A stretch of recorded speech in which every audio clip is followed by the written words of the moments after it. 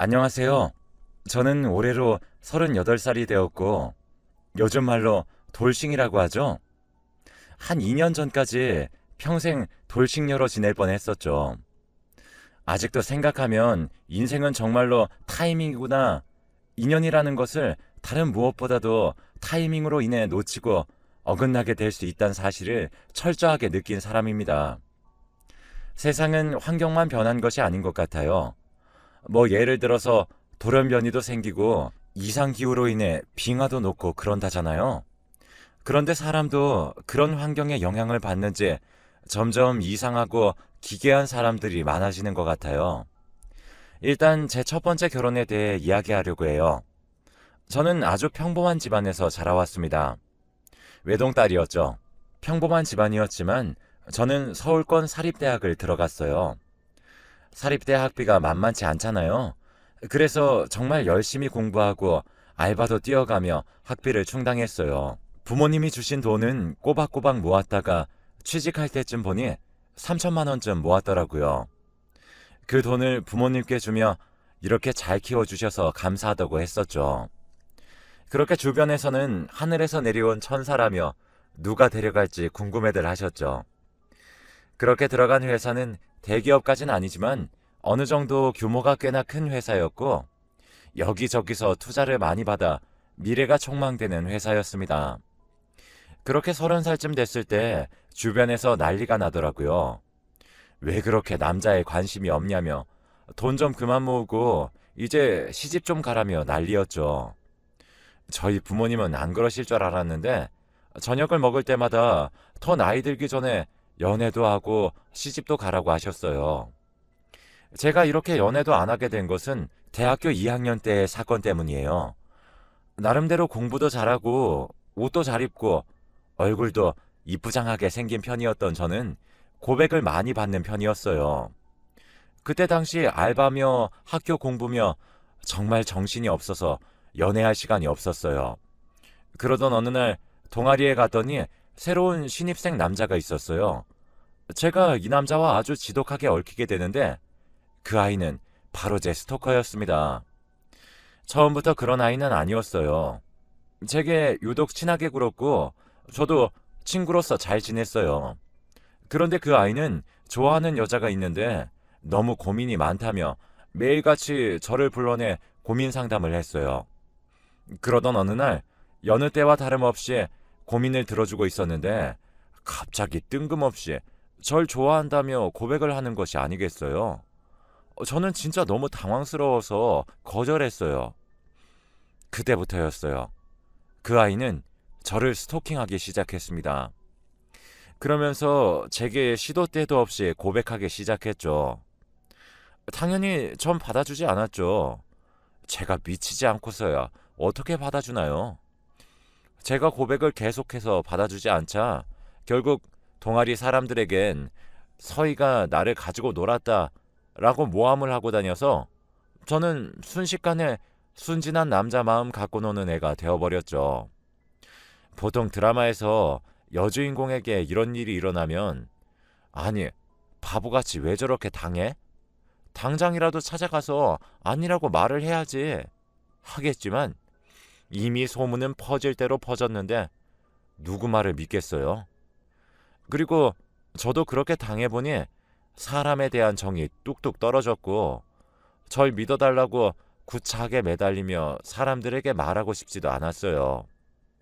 어쨌거나 그 일이 저에게 트라우마가 됐는지 겉으로는 정말 쾌활하고 사교적으로 보이지만 어느 정도 사이가 깊어지려고 하면 제가 먼저 벽을 치고 더 다가오지 못하게 만들었어요. 아무튼 그런 시간들 때문에 연애에 대한 욕구가 생기진 않더라고요. 그러다 저희 회사 아래층에 새로운 스타트업 회사가 들어왔어요. 그러면서 구내식당을 같이 이용하게 되었죠.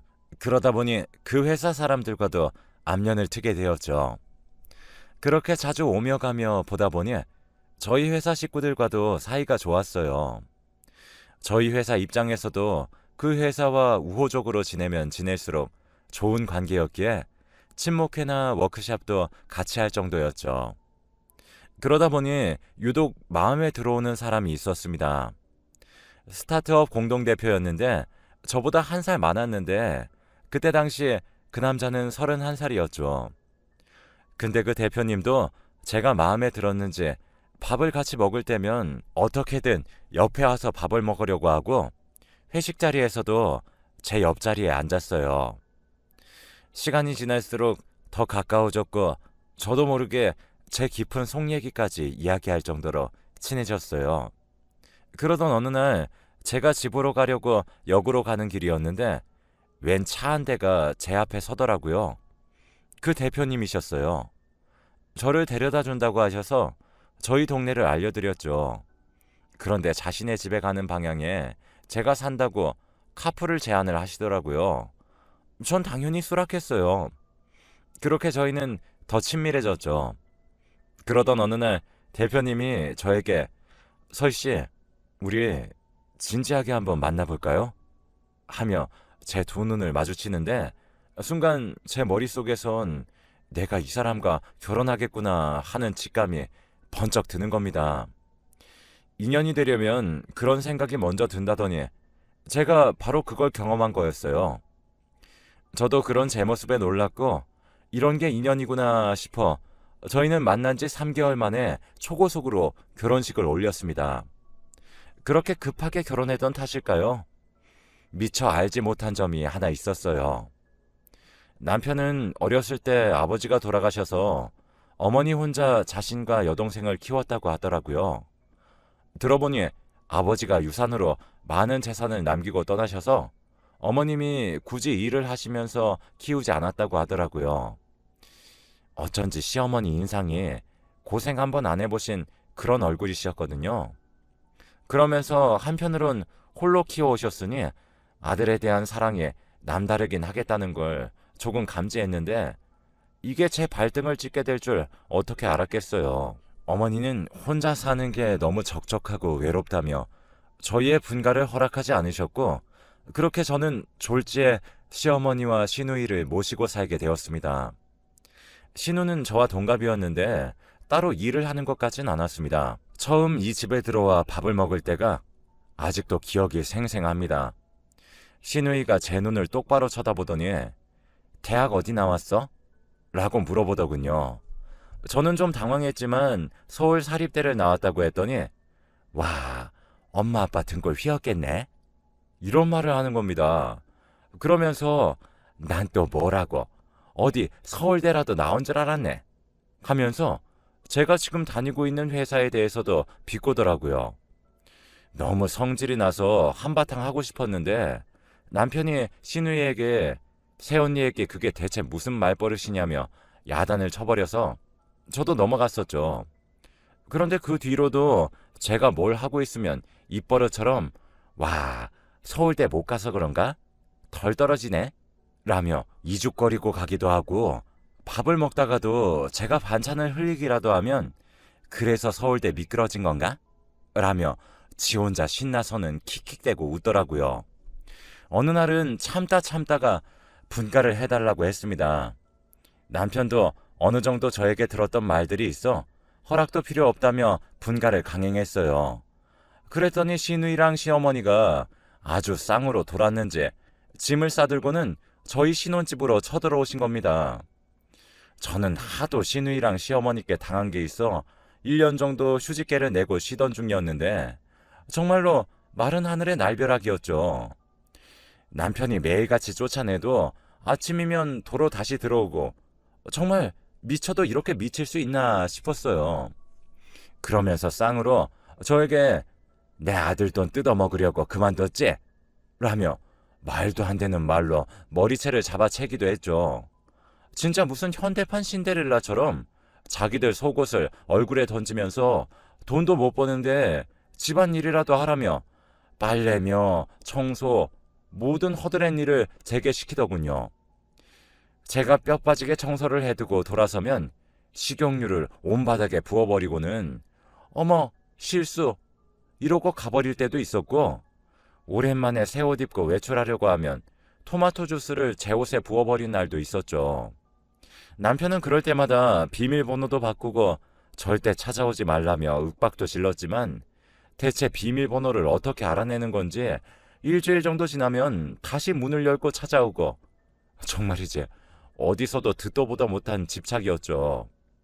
이 짓거리를 6개월 정도 당하니 저도 그 사이 독이 차오를 대로 차오르더라고요.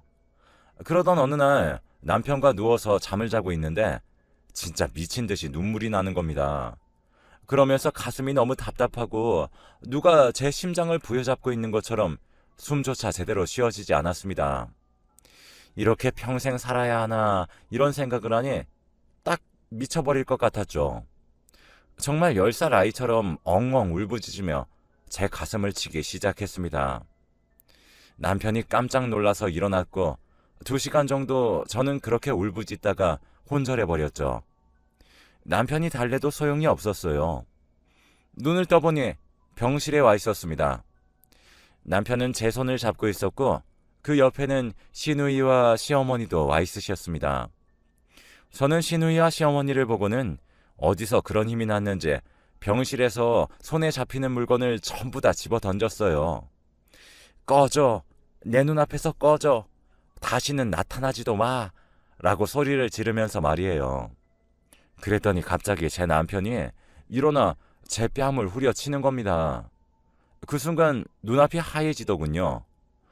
귀에서는 삐 하며 이명 소리가 짙게 깔렸습니다.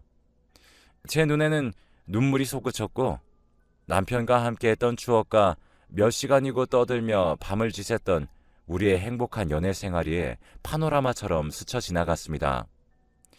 제 남편은요, 제가 일하다가 종이에 손만 베어도 어쩔 줄 몰라 하며 약국에서 연고를 있는 대로 사오던 남편이었습니다. 어떤 날은 과로로 제가 쓰러진 적이 있었는데 스타트업이라 바쁜 회사인데도 휴가를 쓰고 이틀 내내 제 옆에서 죽을 써주며 본인이 더 아픈 것처럼 가슴 아파하며 제 곁을 지켜준 사람이었습니다. 그렇게 1분이 흘렀을까요? 새하얀 커튼이 점점 걷어지고 나니 눈앞에는 눈물을 흘리며 화에 가득 차 있는 남편이 있었고 시누이와 시어머니는 그런 절 보며 희죽희죽거리고 웃고 있더군요. 모든 시간이 멈춘 것처럼 정지되어 있다가 다시 돌아온 기분이었어요. 저는 힘겹게 입을 열었습니다. 우리 이혼해. 그렇게 저희는 2년이 되던 해 헤어졌습니다. 이혼 소송을 하자고 난리치는 시누이와 시어머니였지만 남편은 그냥 합의로 끝내자며 마무리했고 3개월 만에 초고속으로 결혼을 준비했듯이 이혼하는데 2달도 채 걸리지 않았어요. 마지막으로 법정에서 나오던 길이었어요. 그땐 시누이도 시어머니도 없었죠. 남편은 제 손을 잡으며 그동안 나 때문에 고생 많았어. 내가 끝까지 지켜주지 못해서 미안해. 라는 말을 남기고 뒤돌아서 가버렸습니다. 남편도 본심이 아니었더군요. 몇 번이고 붙잡고 싶은 마음이 하루에도 수천 번씩 들었습니다. 게다가 저도 복직을 했던 터라 구내 식당에서도 자주 마주쳤는데 제 옆을 스쳐 지나갈 때마다 붙잡고 싶은 마음을 억누를 수 없었던 순간이 얼마나 많은지 몰라요. 하지만 그럴 때마다 시누이와 시어머니를 생각했어요. 그 저세상 시월드에 다시는 들어가고 싶지 않았거든요. 그렇게 마음을 굳게 먹고 밥도 도시락을 싸와 혼자 사무실에서 먹기도 해가며 3년 정도를 일에 미쳐 살았어요. 전 남편이 생각날 때마다 닥치는 대로 일을 했거든요. 그래서 저도 회사 안에서는 최연소 부서장이 되었죠. 저와 비슷했던 것인지 전 남편의 회사도 더 승승장구해서 저희 회사와 거의 맞먹게 성장을 했었습니다. 이제는 제법 얼굴을 마주쳐도 인사를 건넬 수 있었고 서로의 앞날을 축하해주기도 할 수 있었어요. 어느 정도 상처가 치유되는 듯 했죠. 그러던 어느 날 주변에서 절 지켜보던 회사 친한 언니가 소개팅을 해주겠다고 하는 겁니다. 저는 학을 뗐죠. 남자는 이제 내 인생에서 없다며 절대 싫다고 했어요. 그랬더니 그 언니는 그쪽도 너랑 사정이 너무 비슷해. 아마 비슷한 상처를 가진 사람들끼리 만나면 서로의 마음을 더 잘 알기 때문에 오히려 더 잘 맞을 수도 있지 않겠어? 라며 그냥 가볍게 만나보라고 하더라고요. 그래서 저도 저와 같은 사연이라니 조금 궁금해졌고, 첫 자리에선 그냥 친구 모임처럼 언니와 편하게 만나기로 했죠. 만나보니 너무나 괜찮은 사람이었습니다. 그 사람 이름은 형우였어요. 그런데 정말 비슷한 이유로 이혼을 했더라고요. 그쪽은 결혼 생활을 5년 정도 했었는데 애비 없이 자랐다며 결혼 내내 천민 취급을 하더랍니다.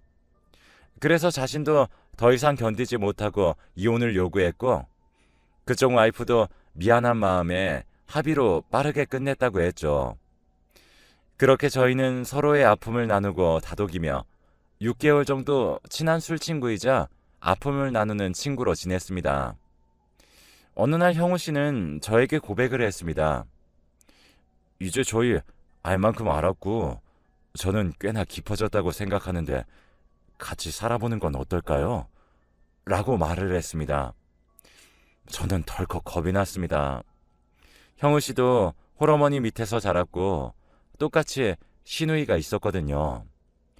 그 부분이 가장 마음에 걸렸죠. 그렇지만 솔직하게 말을 꺼내긴 어려웠어요. 아무래도 같은 취급을 하는 것 같이 느껴질까봐 말을 꺼내기가 쉽지 않더라고요. 그래서 저는 조금 더 조심스럽게 결정하기로 했고, 서로 가족들끼리 왕래하며 지내다가 자연스럽게 합치는 건 어떻냐고, 아직은 조금 이른 것 같다고 했었죠. 서로 아픔이 비슷하니 가족들하고도 잘 맞으면 그때 결혼을 하자고 했어요. 그렇게 만나보게 된 시어머니와 시누이는 정말 그 전 시댁 식구들과는 다른 사람들이었어요. 아직도 시골에서 지내셔서 그런지 순박하고 투명하신 분들이셨어요. 시누이는 늦둥이 딸이어서 저와 10살 정도 차이가 났는데 자기는 언니가 있는 친구들이 제일 부러웠다며 저를 너무 잘 따랐고 카톡으로 친동생처럼 매일 안부도 주고받고 사소한 것도 나누는 그런 사이가 되었습니다.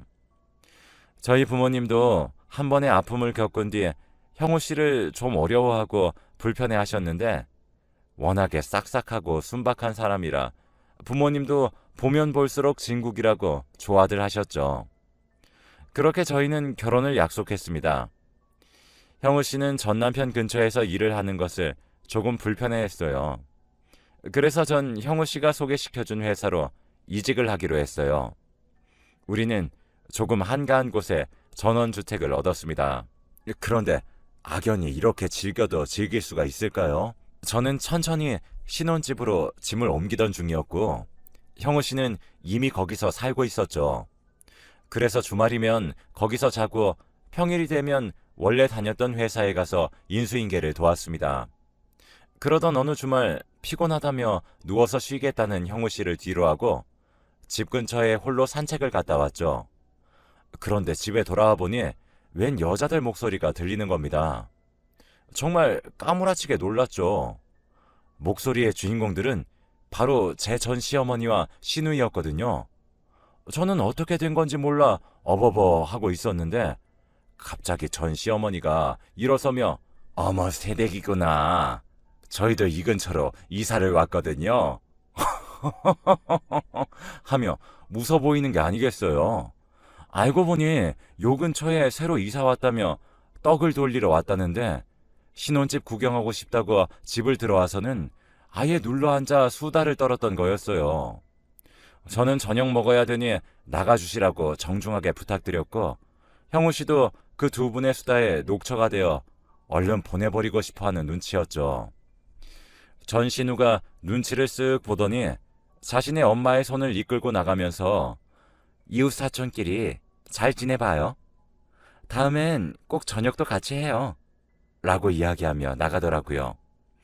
형우 씨는 평소와 다른 저의 모습에 무슨 일이 있는 거냐고 물었습니다. 저는 너무 고민이 되었습니다. 제 트라우마 같던 이야기들을 꺼내려니 너무 머리가 아프고 힘들어서 그냥 피곤해서 그런 거라며 다시 웃으며 저녁을 먹었죠. 그렇게 한 주가 흘렀고 토요일 주말이 되었습니다. 저는 그 전날 늦게까지 회식을 했던 터라 몸이 너무 무겁더군요. 늦지막히 출발하겠다고 형우 씨에게 메시지를 남기고 핸드폰을 보며 쉬고 있었는데 갑자기 전 시인으로부터 여러 장의 사진이 첨부된 문자가 오더라고요. 저는 믿을 수 없는 사진에 경기를 일으킬 정도였어요. 네 남편도 별거 없네 라는 문구도 함께 보내왔습니다. 손발이 부들부들 떨렸습니다. 전 그대로 침대 위에서 펑펑 울었습니다. 형우 씨는 다를 줄 알았는데 여태까지 저를 속였다고 생각하니 따질 힘도 에너지도 없었습니다. 그렇게 울고 울기를 반복하다가 지쳐 쓰러져 다시 잠에 들어버렸습니다. 잠에 들면서 이제는 정말로 끝이구나. 내 인생은 어디까지 이렇게 꼬일까 하며 잠에 들었었죠. 그렇게 일어나 보니 밤이 되었더군요. 전 또 눈물이 흐르더라고요. 확인해 볼 생각도 하지 않았어요. 확인해 볼 필요도 없는 증거들이 있었으니까요. 휴대폰을 확인해 보니 형우 씨에겐 전화가 와 있었습니다. 80통도 넘게 와 있었죠. 메시지도 와 있었습니다. 마지막 메시지에는 집으로 갈 테니 기다리라는 문자였죠. 그 문자를 확인한 순간 도어락이 열리는 소리가 들렸습니다. 형우 씨는 캄캄한 방 안에서 울고 있는 저를 보고는 무슨 일이냐며 이야기해달라고 했죠. 저는 형우 씨에게 더러운 손 치워 라며 악을 질렀고 놀란 형우 씨도 뒷걸음질을 쳤습니다. 저는 그 모습을 보고 말도 하기 싫었고 전 신우가 보내온 사진들을 보여줬습니다. 형우 씨는 놀란 토끼 눈을 뜨며 자신은 절대 모르는 일이라고 끝까지 잡아대는 거예요. 자신은 결백하다며 믿어달라고 했죠. 이렇게 명백한 증거가 있는데도 끝까지 잡아댔습니다. 그러면서 형우 씨는 혼란스러워했죠. 그러더니 갑자기 형우 씨가 저에게 놀라운 이야기를 전했습니다. 자신이 오늘 아침 조깅을 뛰고 집으로 돌아왔는데 그날따라 너무 피곤했는지 너무 졸려서 한숨 자고 일어났다고 합니다. 아무래도 자신이 잠든 사이에 집에 들어와 그 사진들을 찍은 것 같다고 하는 겁니다. 그러면서 형우 씨가 사진을 자세히 보더니 얼른 집으로 가자며 제 손을 잡고 신혼집으로 향했죠. 그랬더니 현관문이 열려 있는 게 아니겠어요? 도둑이 들었나 하고 들어가 봤더니 전 신우랑 시어머니가 저희 집을 뒤지고 있더군요. 그리고 손을 보니 소형 카메라가 들려 있었습니다. 형우 씨는 그 손에 들려있는 소형 카메라를 힘으로 제 앞에 빼앗았습니다. 그리고 바로 경찰에 신고했죠. 전 신우이랑 시어머니는 이게 뭐하는 짓이냐며 이것도 폭력이라고 악을 질러댔습니다. 그리고는 바로 경찰에 잡혀 들어갔죠. 경찰에 가서도 몰래카메라에 녹화가 되어 있다며 저 남자가 자기를 팼다고 난리를 치더라고요. 경찰은 어쩔 수 없다며 조사를 하겠다고 하더니 경찰도 이런 엽기적인 사건은 처음이라며 혀를 내두르더라고요. 몰래카메라에는 그동안 저와 남편이 집을 비운 시간에 수시로 들어와 자기 집처럼 먹고 놀던 모습이 찍혀 있었습니다. 자기들이 수거해 갈 생각이었으니 겁도 없이 행동한 모양이더군요. 경찰이 조사해보니 비밀번호도 멀리서 만원경을 보며 알아낸 것이라고 자백했다고 하더라고요. 또 이웃집으로 이사 온 것도 거짓말이라고 했습니다. 제가 잘 사는 꼴이 배가 아파 파탄을 내볼 요량으로 계획적으로 접근했던 거였고요. 저는 마지막으로 조사받고 나오는 그들에게 왜 이렇게까지 한 거냐고 물었어요. 그랬더니 전 시어머니는 제 얼굴에 침을 뱉으며 우리 아들은 너 때문에 장가갈 생각도 안 하고 불쌍하게 살아가고 있는데 내 아들 돈 빼서 등쳐먹은 것은 잘 살고 있다니 내가 배 아파 어떻게 살 수 있겠니? 라는 게 아니겠어요. 저도 여태까지 당했던 것이 어지간히도 쌓였었는지 그들의 얼굴에 똑같이 침을 뱉고는 어머니가 그렇게 만드신 거잖아요. 당신들 인생 당신들이 꼬아놓고 왜 지금까지 제 탓을 하세요? 언제까지 그 모양 그 꼴로 사실 건데요? 그러니 아직까지도 기생충처럼 사시는 거잖아요. 라며 속 시원히 내뱉고 뒤돌아서 나왔고 법원에서는 주거침입죄, 사생활침해, 허위사실 유포죄 등등 여러 명목으로 벌금형 5천만 원을 때렸더라고요.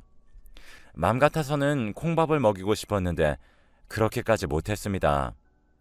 전 남편이 모든 사실을 듣고 찾아와 고개 숙이며 부탁했거든요. 정말 미안하다고 말이죠. 그 사람도 좋은 사람이었으니 두 번 다시 엮이지 않게 해달라고 하며 끝냈어요. 조금 아쉽긴 하지만 그래도 여기서 끝난 게 어디냐 싶어요. 그때 형우 씨가 절 찾아오지 않았더라면, 그렇게 형우 씨와 신혼집을 다시 가지 않았더라면 저희는 서로의 오해를 풀지 못했고 저 사람들이 계획했던 대로 전부 다 이루어졌을지도 모른다는 생각을 하니 정말 눈앞이 깜깜해지더군요. 오히려 이 일로 저 사람들과의 악연을 끝낼 수 있어 기쁩니다. 당연히 접근 금지 처분까지 내려졌고 집행유예를 좀 세게 때려주셔서 5년 정도는 얼굴 마주칠 일도 없습니다. 아까 제가 맨 처음에 인생은 타이밍이라고 했는데 이제는 좀 타이밍을 맹신할 정도예요. 형우 씨랑 지내다가도 서로 오해할 일이 생기면 서로 과거부터 이야기를 시작해 퍼즐을 맞춰본답니다. 어떤 타이밍을 놓쳐서 오해가 생겼는지 말이죠. 그리고 또 기쁜 소식은 형우 씨와의 사이에서 아이도 생겼고 이제 아이가 2살이 되었네요. 저랑 형우 씨를 똑 닮은 아주 예쁜 공주님이에요. 저는 지금 정말 행복하게 지내고 있습니다. 여러분들도 지금 곁에 있는 사람과 충분히 많이 대화해보고 오해가 있더라도 과거의 저처럼 성급하게 상대를 판단하지 말고 이야기로 풀어나가시길 바랄게요. 오늘도